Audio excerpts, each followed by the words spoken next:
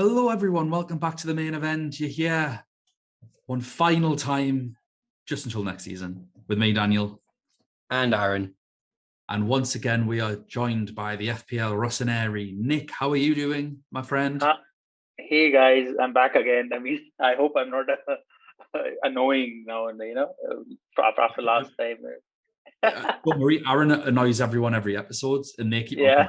So don't worry about it. Yeah, I'm happy to be back. I'm doing good. I had a small holiday after this complete season stuff, and back rejuvenated and hoping to kick on now. Very good, very good. Tonight we are going to be talking about how our final went. Obviously, I don't think there was too much went in mine or Aaron's favor. I'm not sure about yours, Nick. But really. I think that Real Madrid clean sheet threw us all off. We'll talk about final ranks, and then we'll just jump into a little bit of a chat at the end. So, Aaron, do you want to go first? How did everything go? So final. Yeah, so basically what my logic was with it was I was thinking how the match would go, and I was like, I'm jumping all in. I'm going to go differential, all or nothing, just all on the line. I need one final roll of the dice. So I had a Liverpool back 8. Back eight? How was that even? Surely it can only be a back 6. It's just the easiest way to look at it. So 4 defenders, goalkeeper, 3 midfielders, and then the Real Madrid front 3. Wow. So I went all out because I didn't think Real Madrid would have many chances. They didn't, but they took them. So that's what threw me off in the end. My captain was Mane, and yeah, I'm just trying to get my points up. Ouch! This is the first time I've opened the app since the final. I was saying this to Dan yesterday because I'm too scared to look at it. 35 points. I had Rodrigo up front, and he came on for his beautiful 1 point, which stopped Ferland Mendy coming off the bench. So that's Ferland Mendy first sub, mate. I wouldn't worry about it. I didn't put him in. I should have put him in. That was fate at the podcast last week. So I didn't hedge my bets, and didn't go well. So I took a big hit because of that, and unfortunately didn't get 1%. What was your final rank? 23,484. What was your rank after the group stages? Just like after the group stages, it was like 120 something thousand. So you climbed 100,000 places. That's pretty commendable. In the knockouts. Some effort. I mean, it was some effort to be that far down the rankings anyway. When you in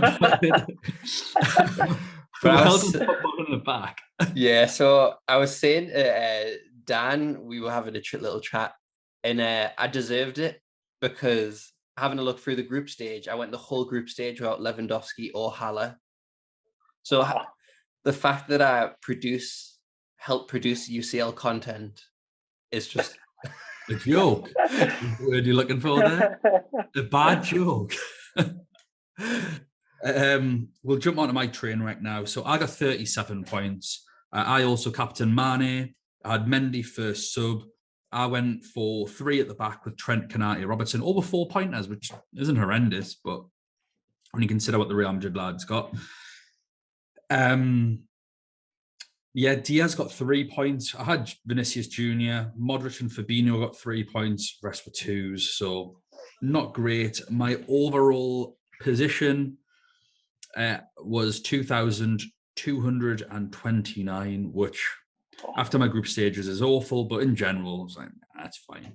Nothing to lose sleep over, but I think I've learned my lessons anyway from how I played the round of 16 this year. Not the round of 16 actually wasn't too bad, but the quarterfinals onwards, I had a shocker. So onwards and upwards. We're not here for me and you tonight, though, Aaron. We are here for the inaugural winner of the main event Champions League. 32 players joined.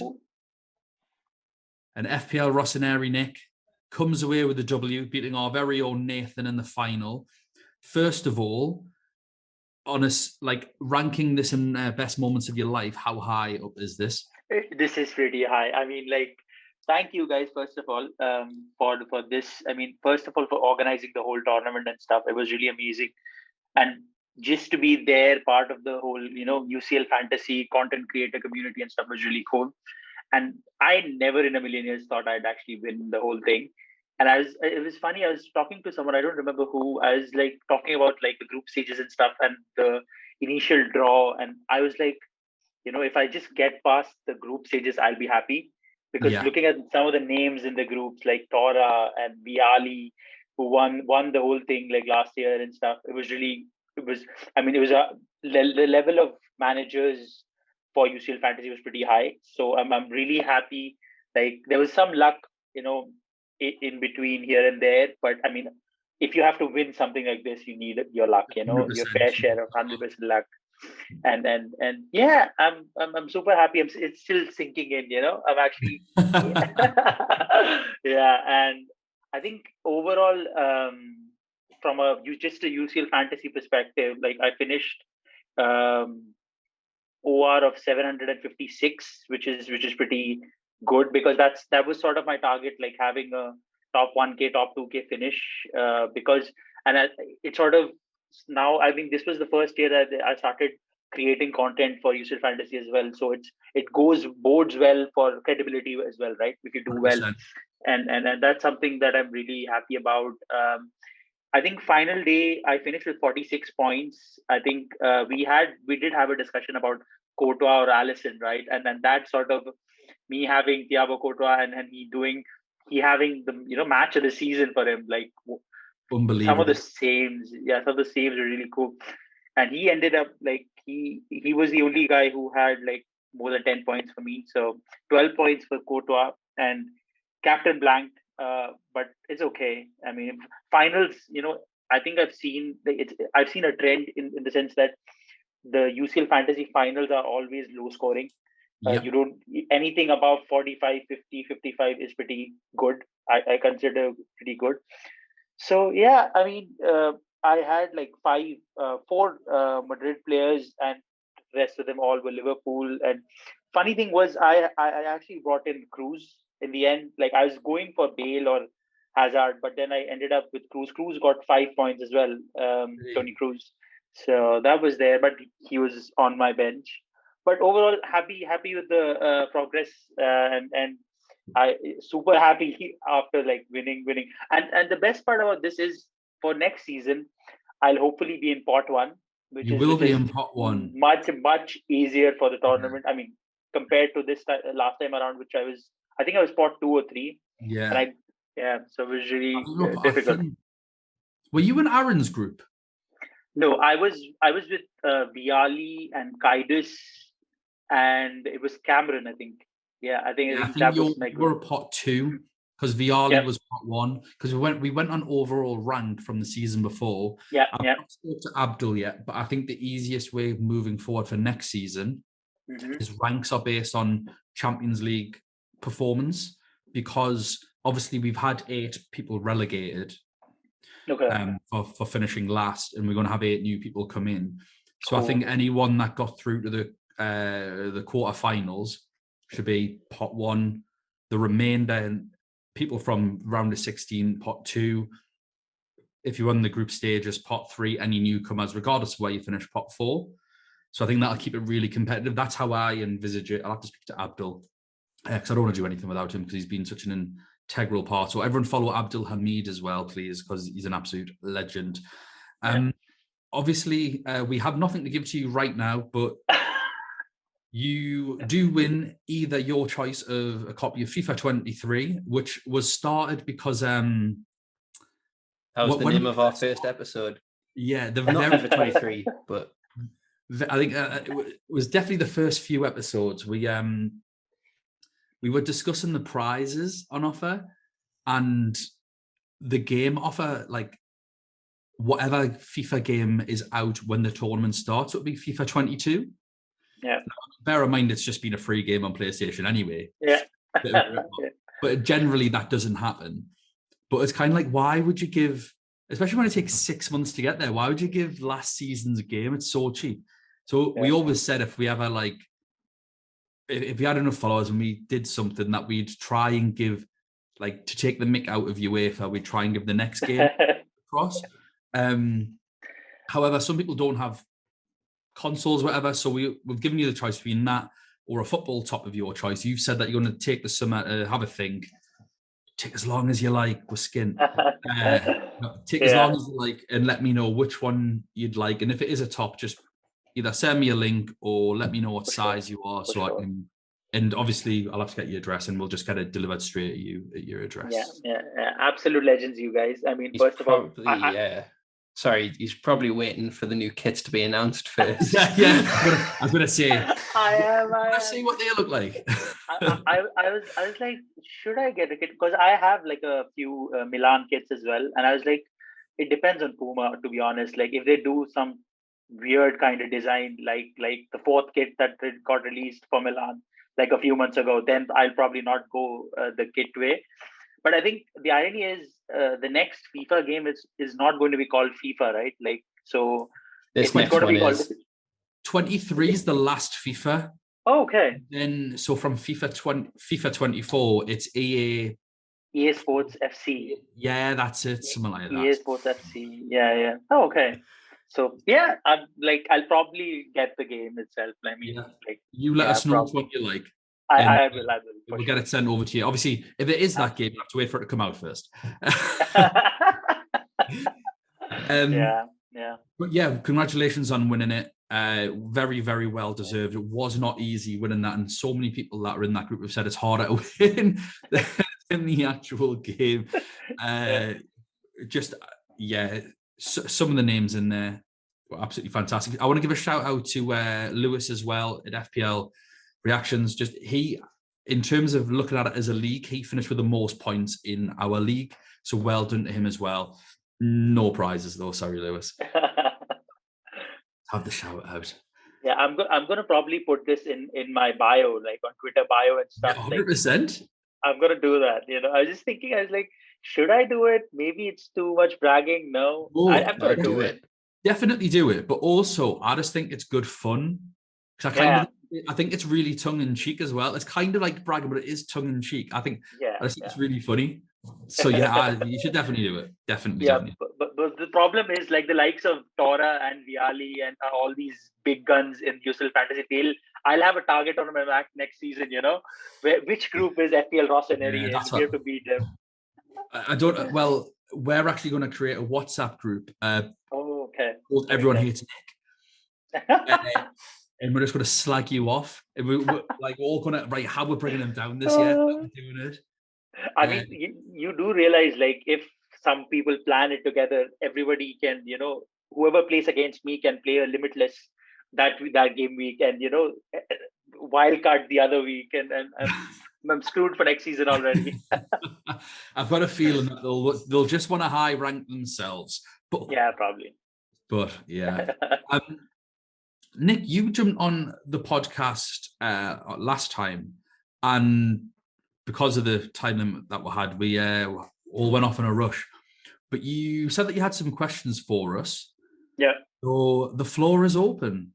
Yeah. I mean, thanks, guys. I think most of the questions, funnily enough, were sort of answered when you did your spaces with Lewis the other day, the final one. And I was like, maybe I shouldn't ask them anymore. Like it's kind of repetitive in a way. But my questions were very simple in terms of like just looking back at the season, what would, and this is a question to both you guys, like what was sort of your best decision and what was your worst decision in the whole of UCL Fantasy? This is my first question. I think Aaron's worst decision was just being on a Champions League podcast. Yeah, having to justify my bad decisions. Go on, Aaron. You know what yours is, but Yeah, and the fact that I had to try and defend it in a football fight as well was shocking as well. Yeah, not going having the whole group stage about Lewandowski. That's definitely the worst decision, and I think that's the worst decision anyone's ever done. Like even dead accounts had Lewandowski in. Like, yeah. So yeah, that was tough to take. And then in the week that I limited list in the group stage, I had Lewandowski in, but didn't captain him when he scored his hat trick. So even when I have him, I still lose. So and my best decision, I think it has to come down to the knockout comeback, in the fact that I used my wild card around earlier than what I was originally planning, because that set me up to kind of just really, really claw back. And I think I finished higher than a lot of the people in the like in terms of the game week score, match day score. I think I was quite high each time, so I was there or thereabouts for a lot of them, and just I was definitely. It's a shame it doesn't show you the average score, but I was definitely just basing it on the people who were in our group chats and stuff. I was higher by like 10 points each time, so clawed it back, and just unfortunately wasn't good enough. Yeah, I just have a rebuttal question for you. I mean, do you not like Robert Lewandowski or something? I mean, was there a reason that you didn't go Lewandowski without Lewandowski? What happened was I didn't have him for the first 2 match days, and then when Juventus were playing the early fixture against Malmo, and at the time I would PT all through the evening. And so I didn't have an opportunity to kind of check my phone, and it would just be I would have to make all my transfers within like 5 minutes. And so what would happen is that I saw Dybala starting against Malmo, and I was like, if I get Lewandowski in, I need to take a -4. And I was like, I'm not doing a -4. And just in 5 minutes rushing, made the decision to go. No, it wasn't Dybala. It was even worse. It was Lautaro Martinez. Oh yes, I remember this now. Yeah, and I couldn't get rid of him because I had other fires to put out. My team was that shocking. So in hindsight, the wild card, although it was getting out of jail, there was not really many twists in the knockouts as there usually are. So everyone was fine without a wild card in the group in the knockouts. So even though it helped me out a little bit, I needed to do it to fix my team. So it wasn't the fact that I don't like him. I was trying to get him in, but just in fact, a 5-minute rush, I chose Lautaro starting the early kickoff over Sheriff. That's who it was. And chose not to take the hit. And the hit, I would have made that back. Okay. Yeah, the reason why I think you didn't start with Lewandowski is because last year, because I remember you mentioned in one of the podcasts, was last year I had him at the right time, had him for like 4 games or something, and then I binned him off and he didn't score. And I remember Aaron, you going, you managed to like get on and off him at exactly the right time. And I think you saw his opening fixtures and went, I think he's going to be off it at first, and I think you tried to predict that and didn't sort of cotton on that Barcelona were absolute garbage at the beginning of the season. It's guaranteed goals, and then the rest of it, like Bayern obviously were conceding a lot, but they were scoring so many as well. So I think that was one. I think that got into your head a little bit. Yeah, I'm going to try and find a dead team around me in the ranks to see what Lewandowski's scores were. Don't know how easy that's going to be to do. I had Lewandowski from the start, like, so. Yeah. Oh yeah, that'll be easier to do. Go through your previous match days. 13 points in the first game. You got 10 points in the second. You got 6 points in the third. You got How many points? Because I've got 18 points in the 18 next, points.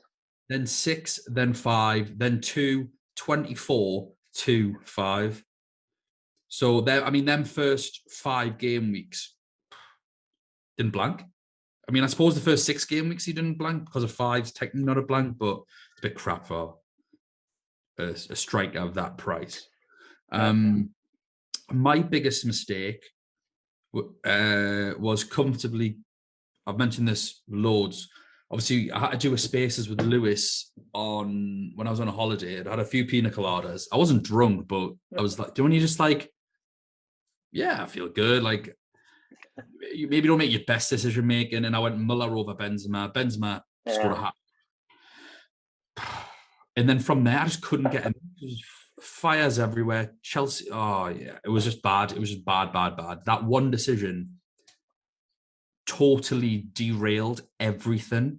So that is comfortably my worst decision. Best decision was wildcard in match day 2, which I mentioned on the spaces. Yep. So I purposely set up a wildcard that would last me 4 game weeks. And that wildcard got me, for those 4 game weeks, 87, 88, 116, and 82 points.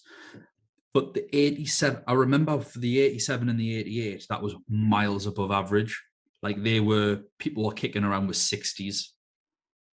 And I had Lewandowski, Sané, Benzema, Haller, Kimmich, Mazraoui, Dumfries all like getting big points for us. And then I brought in Goncalves and he did the business for us for the next 3 weeks. So they were my best and worst. What about you, Nick? What was your best and worst decision? I mean, my best decision, I'd say, was, I think, jumping on Danjuma very quickly. I mean, I got him in match day 3, and I think he never left my team till the quarterfinals, semi-finals, second leg. And the best one was, I mean, like especially on match day 6, I think there was this one game versus Atalanta that was postponed a day later for some reason. Yeah. And he ended up getting like a brace and 15 points on match day 6. And that was one of the important match days in which I climbed a lot of rank. I was around 5-6K, but then I rose quite a lot because of those 15 points. And that was the same match day I think I captained Mbappe for like 15 into 30 points. Did he get a hat trick? He got a brace and an assist. Yeah. So it was and MOT, man of the match as well. So that was really cool. And I think best decision again was very similar to you as well, in terms of I wildcarded in match day 3, and I had similar points hauls as you. I mean, like match day 3, I got 86, then match 4, 103, 68, and then match day 6, I got 98. So that sort of paid out in terms of when I did my wildcard. So that decision paid off massively, and that in turn, pushed me above to a good rank already going into the knockout stages, because I feel you need to get to a higher, decent enough rank, by the time you finish your group stages, because after that teams become, there are lesser teams to play. There are more similar teams that come up. Differentials are less, and jumping ranks is much more difficult. Knockout stages from the knockout stages. So that was good. Not like me above you. It's really easy to climb ranks. you were I think, flying. Like you had a rank of like top 100 or something, right? 74. 74. Oh man. Well, the first signs of cracking was match day 6, because our limitless wildcarded for 63 points. Oh yeah. And my normal team, without a captain, I decided I'll pick my team, and that included an Aspilicueta 1-pointer or something like that. I kept in what my actual team would be. I didn't want to lie. I'd be like, oh, it's just the best players. My actual team would have been 91 points or something without a captain. Yep. I had Danjuma, who obviously I'm on a limitless. I took him out. Yeah. Like little things like that. I went Messi over Mbappe, which that was much of a muchness. Messi got 13 points anyway. But I captained Dybala because he was playing Malmo and got injured in the 44th minute or something. Oh no. At one point. And it's just like things like that absolutely kill you. Yeah. It is what it is. I mean, in hindsight, you wouldn't think Danjuma would score a brace away at Atlanta. I mean, do concede chances and goals, but you wouldn't consider Danjuma getting a couple of goals and Yeah. everything. Yeah. So that was yeah. I Yeah. think my worst decision, I'd say, was not sort of completely backing my gut in terms of getting in Pedro Goncalves, and I think it was match day 3 when I wrote this differential article for All About FPL, and I did mention him. I did a piece about his stats and stuff, and I sort of, I don't know, I was a bit stubborn in the sense that I went for Foden and Mahrez over Pedro Goncalves, and then um, he was just going absurd. Like, he was so good. Those, I think it was match day 3 and 4. He got like 18 points each, and I did not get that points haul, and that was sort of my regret because I think you had him, and Yeah. apart from that, nobody else had him, and it was kind of like a big differential during those match days. Yeah, he got when did I bring him in? I brought him in match day 3. He got 6 points. Match day 4, he got 18 points. Match day 5, he got 18 points. Yeah. So it was, for those 3 games, he was absolutely golden. But I'm sure they were playing rubbish teams. I'm sure it was Besiktas for those 2 of those games, and it's just like, yes. Yeah, I didn't back my gut then. Like, I was like, but then looking back now, I can say maybe it's hindsight talking. Like, I should have gone and all that. But it is, yeah. I think there are small things that you can fine tune moving forward into the next season and stuff. But this was one of the things I was like, I wish. Yeah. Yeah. Moving on, I think I have one more question. It's very straightforward. I mean, what are your thoughts about the new feature in terms of the player of the match awards, like the bonus that you get? You don't have bonus points as in like in FPL, right? But what are your thoughts? I mean, do you think it's consistent enough to be, they'll probably have it next season as well? And yeah, do you think there are any other additions or something that can be done to make it even better? I mean, I really think the fantasy game, UCL fantasy game, is pretty good in terms of how engaging it is, split captaincy, substitutions as well. But do you think any changes can be done for next season? They will absolutely not make any of these changes, but changes that I'd like to see. I'm not bothered about the player of the match thing. I like the fact that there's extra points to be gained, because it just makes things a little bit less samey. But it's so difficult to predict who's going to get a player of the match, because it's not an objective thing. Like, it's not like someone scored and that's it. It's someone's watching a game and, well, what do they think? And we've all got like different opinions on who the player of the match is. So I'm not too keen on that. I don't play the Sky game, but I've heard a lot about it. And the reason I don't play it is just you get X amount of subs for the season. So therefore you've got to plan it a lot and that sort of thing. But I like the idea that you get points for, like, if you hit a certain amount of passes, you do things like that. So I think that'd be better, because I think we all like ball recoveries. My issue with ball recoveries is I'm still not entirely sure what a ball recovery is, because I've even seen on the One Football app, like, Gundogan getting 13 ball recoveries, and then on the game he's got 4. I'm like, well, what's the difference here? Because I know that the app, the game, like UEFA Gaming Hub, do use things like One Football and SofaScore and that sort of thing to decide who gets like maybe sometimes the assist, or whether it's an own goal or not.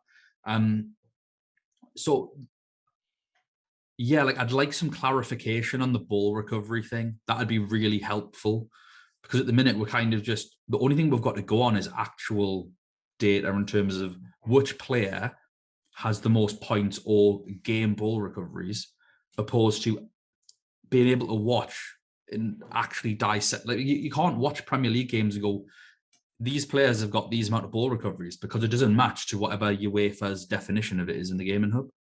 So that's my biggest frustration. Aaron, what about you?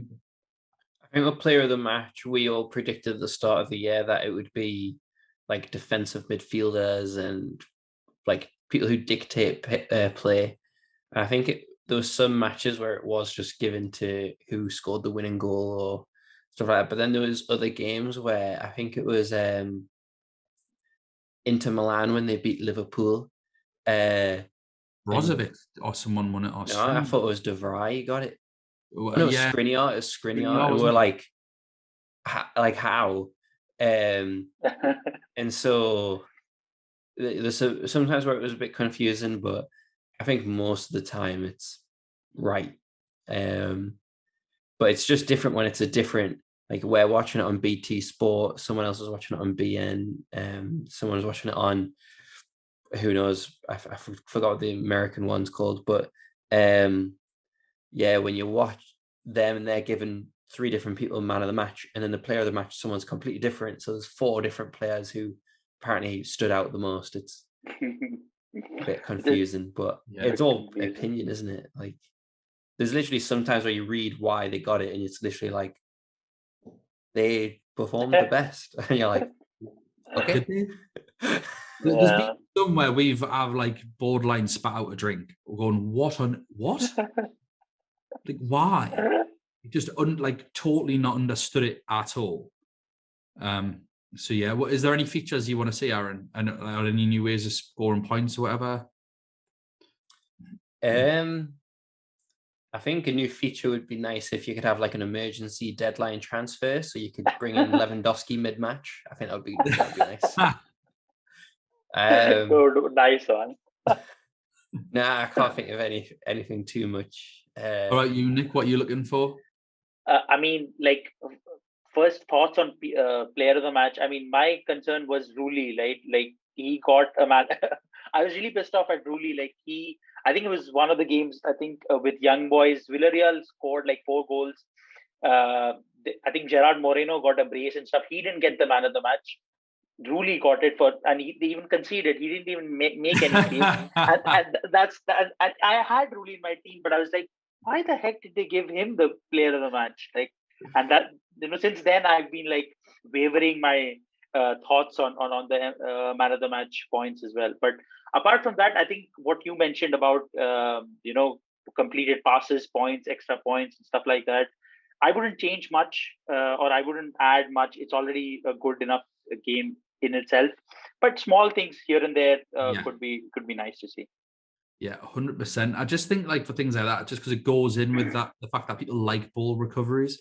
I do think ball recoveries are great. I just want more clarity on what is like, and it should be in the rules. What is and isn't a ball recovery? In loads of detail, so that we can then at least make a decision. So I think we'll move on to the next question that I have in my mind. I mean, like it's again for like the whole season. I mean, what would be your biggest surprise, I would say, and biggest shock, or like what you didn't see happening in terms of maybe it could be Champions League in general or UCL fantasy, something. There is a correct answer to this question, an actual objective correct answer. But Aaron, what's your answer first? Villarreal, Danjuma. Yeah, that was definitely the biggest surprise for me. What do you mean you didn't think that ex-Bournemouth legend would manage to turn it on in the Champions League? No, I think now that I'm thinking about it, I don't know if the 2 goals in 2 minutes for Real Madrid, Man City, I don't know if that is. That's up there. That's a shock. But for me, the biggest shock is there was a football team in this year that technically belongs to a country that doesn't even exist.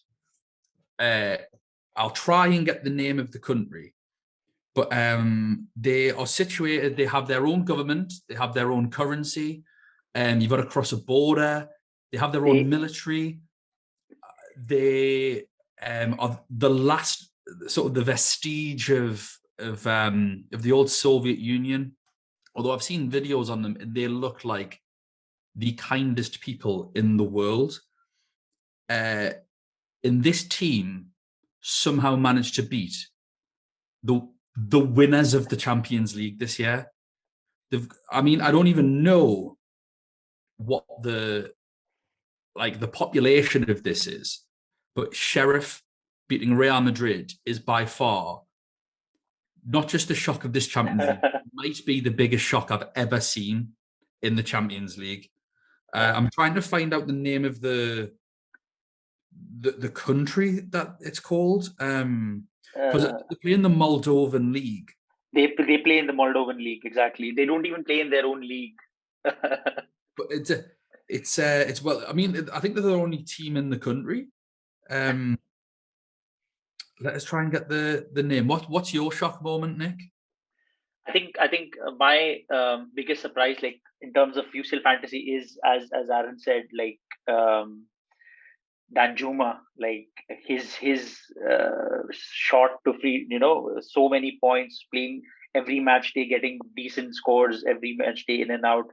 The consistency with which he played was really surprising, and Villarreal in general as a team, they got to the semi-finals with their budget and everything that's been said and done. Like I really did not see that coming, and I think biggest shock I would say is Bayern going out to Villarreal. That I watched the whole game, and before that I was like 110% Bayern are beating Villarreal for sure, and they're going to progress.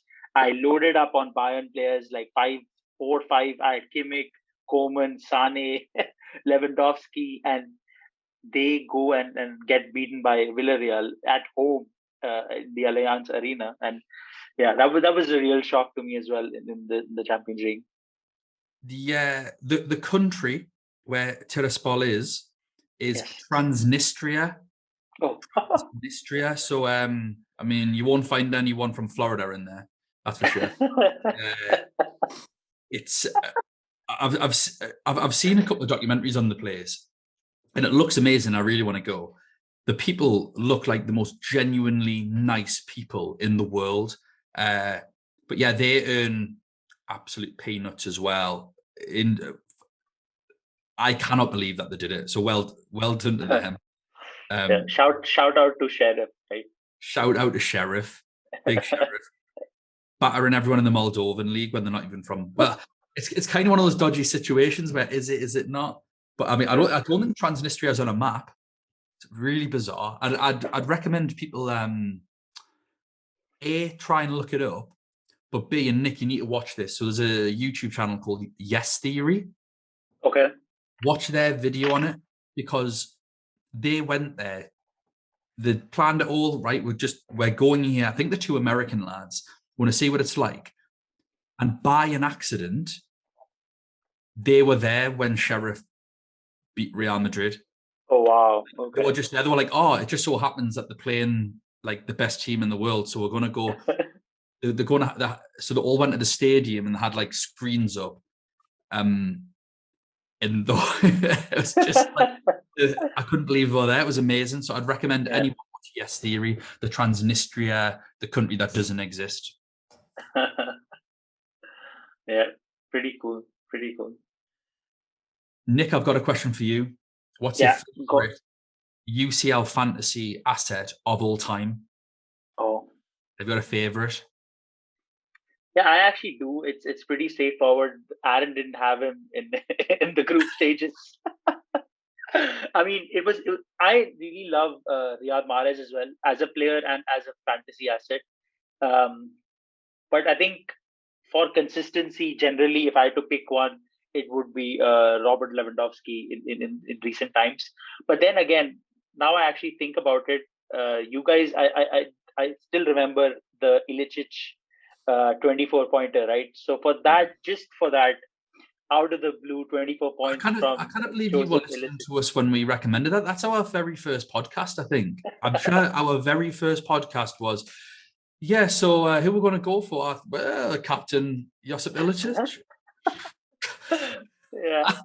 That I would say was the biggest surprise ever in UCL fantasy. I mean, that along with maybe Tagliafico getting an 18-pointer on match day 1 as well, right? Tagliafico doing that is why we started the podcast. I think that in terms of okay, we're sat at work, we're like, what should we do? And we put them in, and we're like, maybe we're quite good at this game. Who knows? Good old days. Then obviously we decided to do it, and then it was that first podcast. So Illicit 48 is, as he's referred to on the podcast, is will forever be my favorite, because he was the one that boosted us. And I'd say the next one for me is Charles de Ketelaere. Oh yeah, because we'd recommended him in our first full season, 4.5 million midfielder playing up front, and people got him in based on our recommendation. He got like 3 goals and 2 assists or something in the group stage. And you can tell when we've had like a good shout, because the listens just kind of get a big jump. By the way, Nick, congratulations. You must be one of our first 12 listeners. I think that's how many we had for the first podcast. So thank you. Yeah. But I think right from the start, I was on the lookout for like a UCL fantasy. I used to play like right from the beginning when the game started and stuff. And I always wondered, like, FPL has so many podcasts, and why doesn't UCL fantasy? And then I somehow, somewhere, I got onto the main event podcast and you guys, and rest is history. I don't think I've missed any of your podcasts, to be honest. Thank you, man. I think it's really poetic, the fact that one of our first 12 listeners won the first ever Champions League. That's amazing, that, by the way. Yeah, like that is so deserved. That is so deserved. I feel like we need to get Daniel Suarez on as well, because he's OG. He's always the first commenter, first like us. I feel like we should probably find a space for him as well, because he's a really nice guy. Yeah. I mean, I just want to say again, you guys are doing a really good job. I hope the channel and podcast, YouTube, whatever you guys do in the future as well, it grows. I will do my best on Twitter or wherever it is, to support you guys, because I think what you have on your hands in terms of the deep dives that you do in your preview pods, whatever, especially, and anybody who's playing UCL fantasy seriously, they can't give this a miss. So kudos to you guys as well. Really kind of you, Nick. If we've came so far, that first podcast, we're actually sat next to each other on Aaron's couch with Aaron headphone, like literally, like these headphones. We both like had like a headphone split, and we were like talking in like that.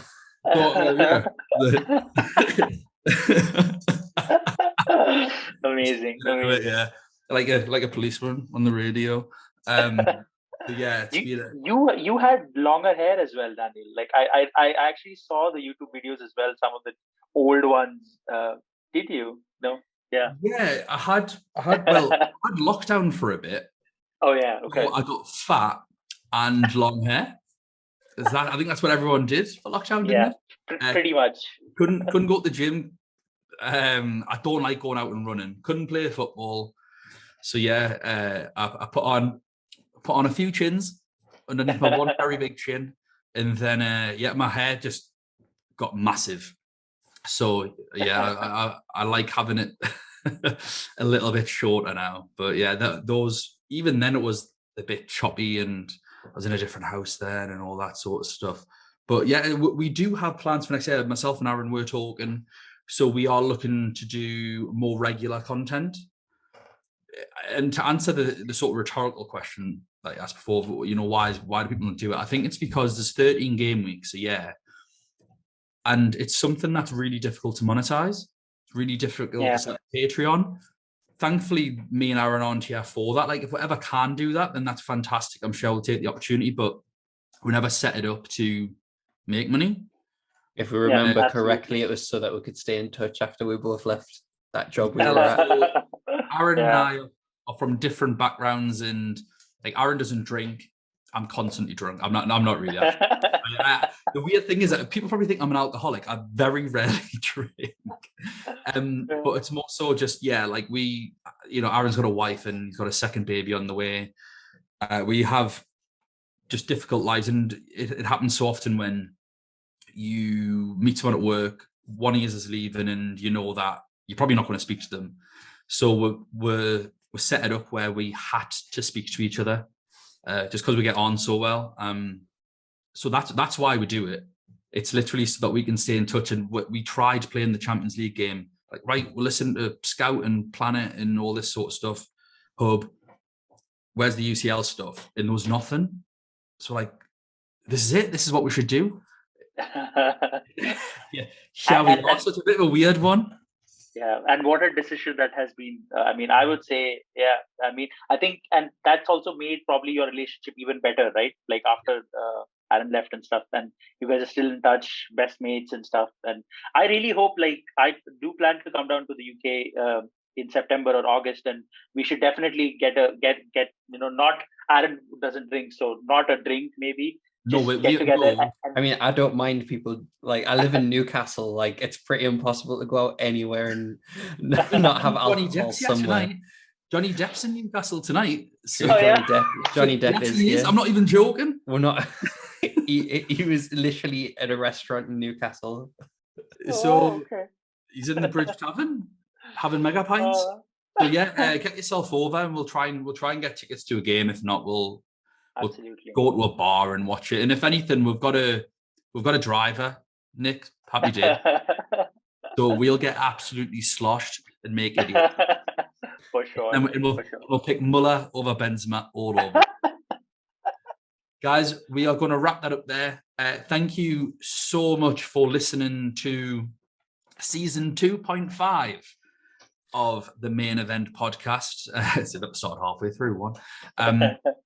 Everyone that's followed us this year on Twitter, everyone that is downloaded, we hit 10,000 downloads audio-wise for the last podcast. Thanks to you, Nick. Thank you. That was all you. We're only on 1,200 before then. I'm not too sure about YouTube. Obviously, we haven't been doing that for as long. But for everyone that's helped the channel grow, everyone that spread the word, everyone that's retweeted us, we just want to say thank you so much, because sometimes when we are a bit tired and we can't quite be bothered, knowing that actual people listen to this and want us to put something out there is what gets us off our backsides and in front of our laptop. So thank you so much to everyone. Well done on your finishes.